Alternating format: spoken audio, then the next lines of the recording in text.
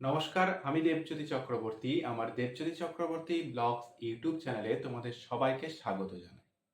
আজকে যে বিষয়টি নিয়ে আলোচনা করা হবে, সেই প্রশ্নটা আমাকে অনেকেই অনেকদিন ধরেই করে চলেছ।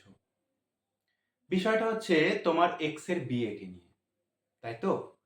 এই প্রশ্নটা অনেকেই করেছো বা অনেকের জীবনেই হয়তো এই বিষয়টা আসতে চলেছে বা এসে গেছে যে এক্স এর বিয়েতে দাদা আমরা কি করব?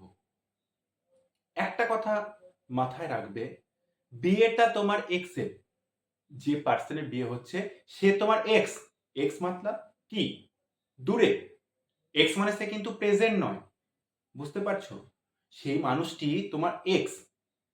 তুমি এখন যদি সেটাকে নিয়ে কন্টিনিউ ভাবতে থাকো যে তার বিয়ে হয়ে যাচ্ছে, সে আজকে কি করছে, তার আজকের কি হবে, কিছুদিন পর তার বাচ্চা হবে, তার বাচ্চার বিয়ে হবে।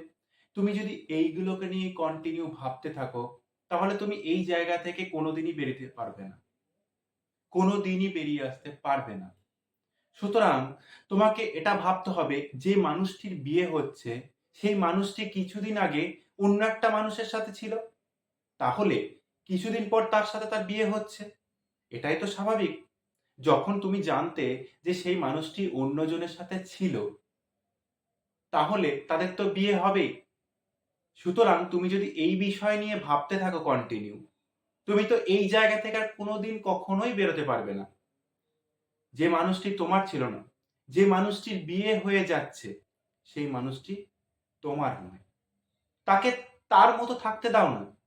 তার বিয়ে হচ্ছে, তার বিয়ে হচ্ছে, সেই নিয়ে তুমি কেন ভাবতে যাবে?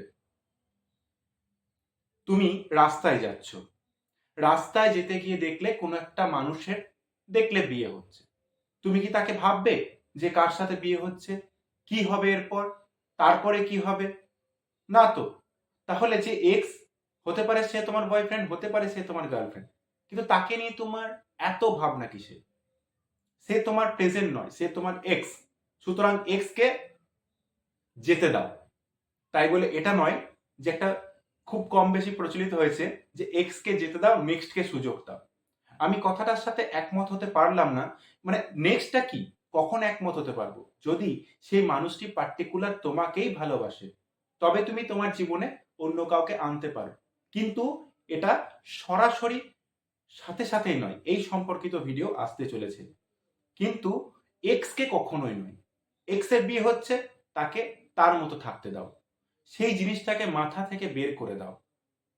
অর্থাৎ এক্স এর বিয়ে হচ্ছে, সেটাকে ভাববে অন্যজনের বিয়ে হচ্ছে।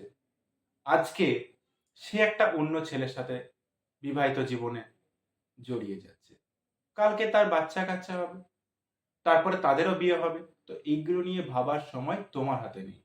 সুতরাং তাকে তার মতো থাকতে দাও, নিজে তুমি এগিয়ে চলো। আশা করি আমার ভিডিওর মাধ্যমে তোমাদের সকলকে জিনিসটা বোঝাতে পেরেছি। যদি আরো কোনো প্রশ্ন থাকে, নিচে কমেন্ট সেকশনে অবশ্যই জানিও। ততদিন